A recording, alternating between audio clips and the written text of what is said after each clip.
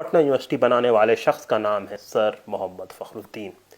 आज मैं आपको एक ऐसे शख्स के बारे में बताने जा रहा हूं जिसने बिहार में पीएमसीएच यानी पटना मेडिकल कॉलेज या बिहार इंजीनियरिंग कॉलेज या बिहार में तिब्बी कॉलेज या बिहार में आयुर्वेदा कॉलेज या फिर बिहार में वेटनरी कॉलेज खोला।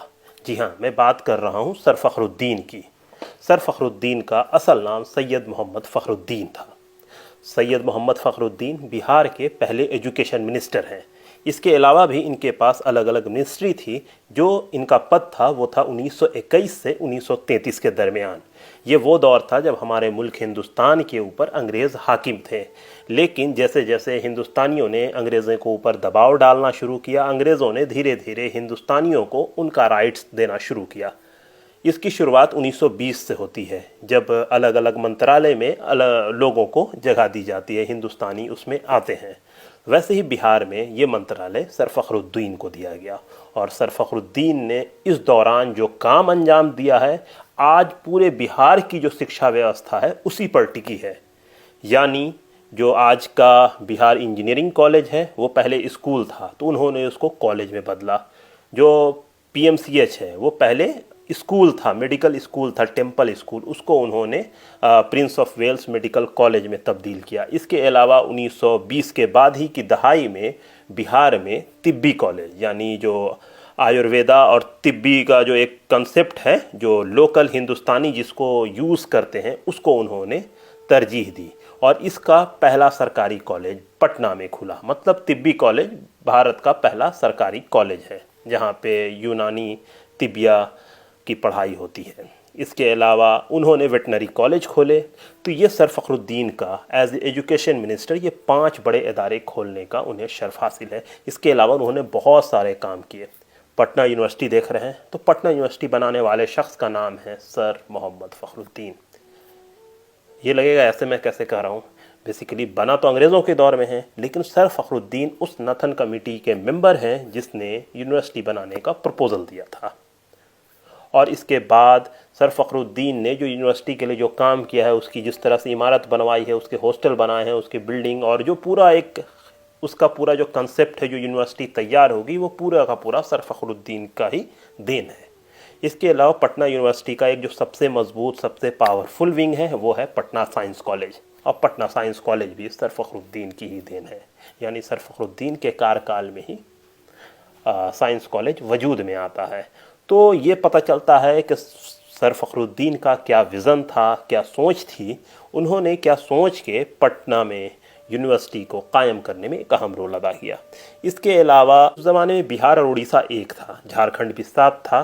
तो उड़ीसा में जो कॉलेज थे, बहुत कम कॉलेज हुआ करते थे उस वक्त, या फिर झारखंड के हज़ारीबाग में जो कॉलेज थे, या फिर आपके मुजफ्फरपुर में भूमिहार ब्राह्मण कॉलेज था, और या फिर आपका तेज बहादुर जो कॉलेज आपका भागलपुर में है, उसको फ़रोग़ देने में, उसकी इमारत बनवाने में सर फ़खरुद्दीन ने अहम रोल अदा किया था। इसके अलावा अंग्रेज़ों ने एक कानून बना रखा था कि किसी भी हिंदुस्तानी को तब तक 1 ग्रेड की नौकरी एज ए प्रोफेसर वहाँ नहीं मिल सकती है जब वो इंसान यूरोप या अमेरिका के किसी यूनिवर्सिटी से सनद हासिल ना कर ले। तो इसके लिए उन्होंने एक स्कॉलरशिप निकाली और हिंदुस्तानी बच्चों को बाहर भेजते थे पढ़ने के लिए। जब वो पढ़ के आते थे तो उन्हें वो यहाँ पे नौकरी दिया करते थे। तो 1933 तक, जब तक उनका इंतकाल नहीं हो गया, वो रेगुलर इस तरह के काम अंजाम दे रहे थे। बहुत सारे बच्चे वहाँ से पढ़ के आए और उन्होंने यहाँ पे एज ए प्रोफेसर यहाँ पे काम अंजाम दिया है। उनके इंतकाल के काफ़ी बाद में के दत्ता साहब, जो बिहार के बहुत मशहूर हिस्टोरियन हैं, इसके अलावा इकबाल हुसैन साहब जो खुदा बख्श लाइब्रेरी के डायरेक्टर भी रहे, तो ये दोनों पहले इंसान हैं जो बाहर से पढ़ के नहीं आए और 1 ग्रेड की हैसियत से प्रोफेसर बने। तो ये उनकी कोशिश थी कि वो इसके अगेंस्ट थे, लेकिन अंग्रेज़ों की हुकूमत थी तो वो उसको नहीं गिरा सकते थे। तो उन्होंने उसके लिए तरकीब निकाला। इस तरह से हिंदुस्तानी बाहर गए, वहाँ से आए और अपने मुल्क की खिदमत की। तो एक विज़न था, एक सोच थी कि किस तरह से बिहार को एक बड़ा पावरफुल, एक पढ़ा लिखा स्टेट बनाया जाए। चूँकि सर फ़खरुद्दीन वो इंसान है जो बिहार मूवमेंट से जुड़े हुए थे। यानी 1912 में जब अलग बिहार बना है तो उसमें सर फ़खरुद्दीन का एक बहुत बड़ा रोल है। वो लगातार इसके लिए काम कर रहे थे और फिर बहुत सारे काम को उन्होंने अंजाम दिए हैं बिहार के लिए। तो 1933 में उनका इंतकाल हो जाता है, लेकिन उनके बनाए हुए इदारे कायम रहते हैं। सर फ़खरुद्दीन को आज बिहार नहीं जानता। बिहार में उनके बारे में कुछ भी नहीं बताया जाता, ना पढ़ाया जाता है।